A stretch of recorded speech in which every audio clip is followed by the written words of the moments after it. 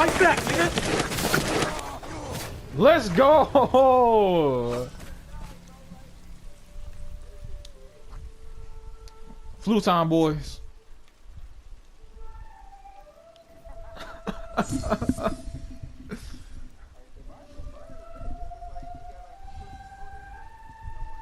Ladies and gentlemen, it is your boy Xenopsyche here, and today I'll be doing a review on the Ghost of Tsushima multiplayer expansion, Legends. Now, I know you guys been asking for a review for a very long time since the Kill la Kill review, since that did well, but the main issue of their review is that I use text instead of my voice, and it was just the style I want to go for, and I wanted to change it up a little bit. But this time around, you guys can hear my voice, but this video is pretty much going to be covering over the basics of the game, the gameplay, the presentation, the pros and cons, and the modes that the game have, and just overall my thoughts on how I feel about the game.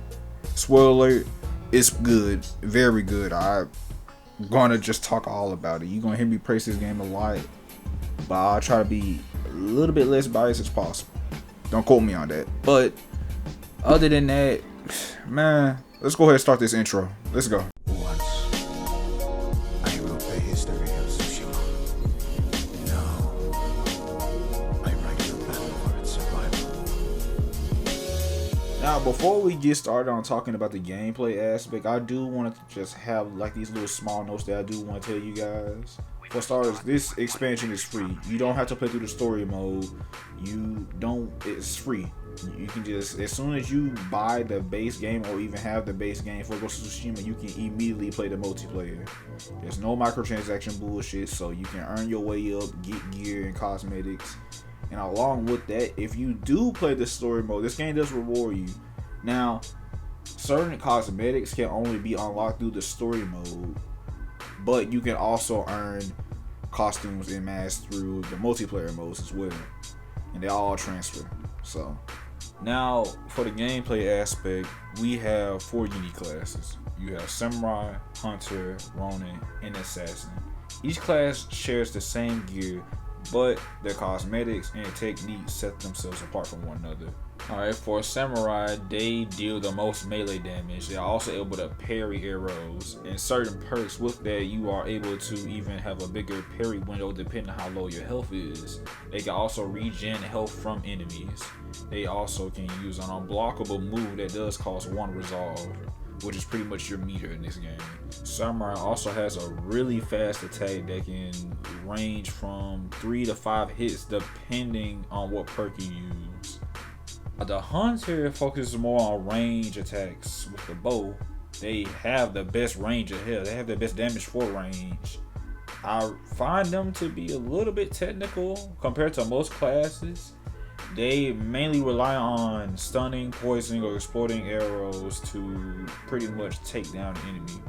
They don't necessarily do a lot of damage, but they pretty much put status effects on enemies so you can strike them down a lot easier, or have your friends strike them down a lot easier.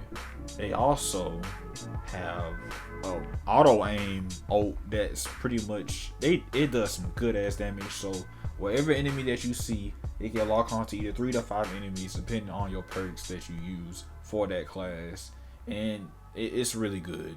It's effective. I use that shit all the time whenever we're in a really dire situation. In other words, if you like attacking from the distance, debuffing enemies, or just to have a more technical class that you would have to work a little bit more towards, I would recommend the Hunter. Now, for me, I feel like the Ronin class is more for people who like being support roles. So not only you can summon a wolf to fight with you, you can change that depending on your perk to where you can just drop healing pots on nearby allies to heal them. And not only that, there's even certain perks to where you can buff your allies by 15 to 20% more damage, or debuff enemies to 10 to 15%, so their damage won't hit as much.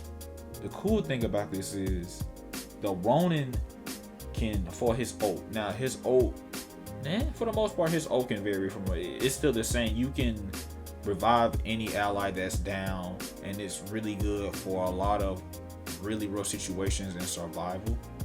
Not only that, there's 2 little perks alongside that. Now, if you use the perk to where either you can, whenever you revive an ally, that could gain a little bit of health regen, or now, mind you, this sounds a bit OD, you can revive your allies and ignite any enemy that is near them. That's pretty busted. And I'm honestly thinking about switching my perk to that since I mainly play Ronin a lot. Yeah, I just think that's pretty cool. So for those of you who like being a support class, Ronin is definitely for you. Lastly, I want to talk more about the assassin class. Now, the assassin class mainly focuses on stealth kills and attacks and critical hits. That's what they mainly prioritize in, because they can really help the team out, just slowly chipping away enemies through those assassins and stealth kills. Because you can literally just press a button, one square, bop, they're gone. Especially with the weaker enemies. And you can use smoke bombs, poison bombs, or vanishing perks to amplify your character to where they can just get an assassin kill damn near every 5 seconds, or like damn near for every kill. It's really busted. I low-key think that's one of the best classes in the game, but that's just me. And they're old, I can't really say nothing much about. It's damn near the same as the Samurai's old, where you can strike 3 to 5 enemies, but I mean, that's honestly it. That's all I can really say for the assassin. I think it's a pretty dope class. If you really like just getting kills really quick, I do recommend assassin for you. This review would have been 20 minutes long if I kept going. It sounded like that. So I'm gonna keep it real with you. This game is fun, great, it's fantastic. The multiplayer is astounding compared to most multiplayer experiences that I have that were just either lackluster, or they just didn't work, or they was just simply garbage. With Ghost Legends, man, look at the modes that we have, man. You just have survival and story missions. Now, mind you, you may think, well, maybe doing the same missions will get boring over and over. But here's the thing, it doesn't.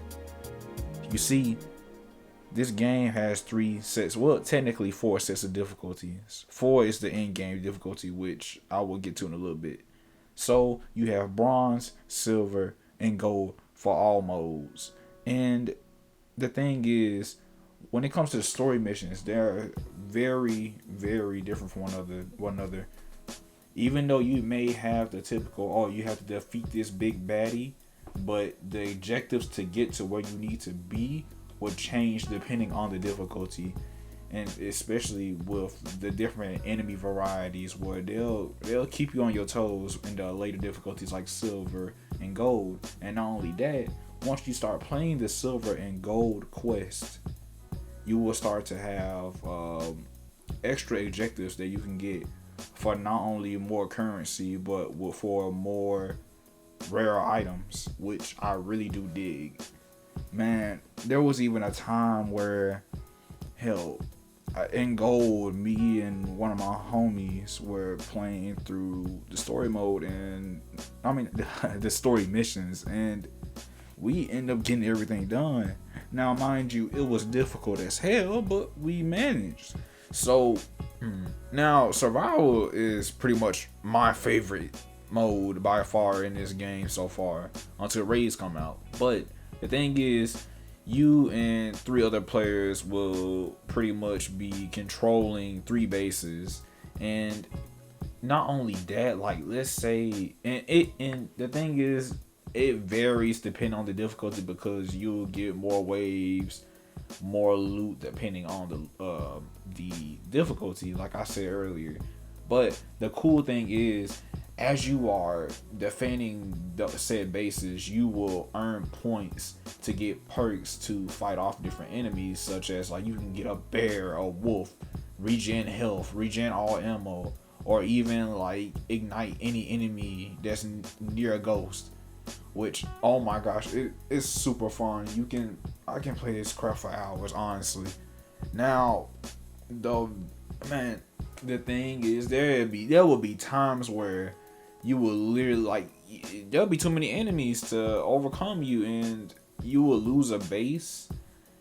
But the thing is, whenever you lose a base, you will lose a little bit of health. But me and my friends did this thing to where, let's say I think we was in gold and we was pretty much losing all the bases, and there was too many enemies. So we just did this thing where we would just purposely lose camps because we already had enough points, and we will stick to one camp so all of us can just be in one big circle instead of being split to different areas because we didn't have a Ronin. So I mean, it's just a lot of different things you can do, man. I found it pretty fun. Oh man, it was exciting. I really love this mode, and it's by far my favorite.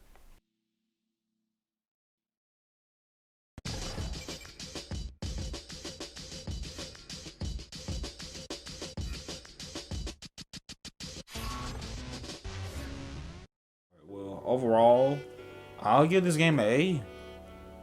It's damn near perfect. If you don't already have it, get it, and man, just try it out.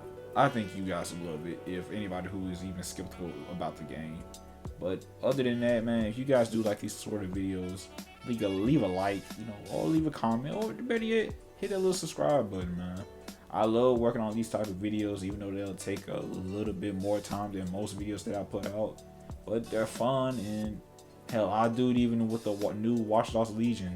Just give me a little time and I'll get it done. Other than that, man, take it easy.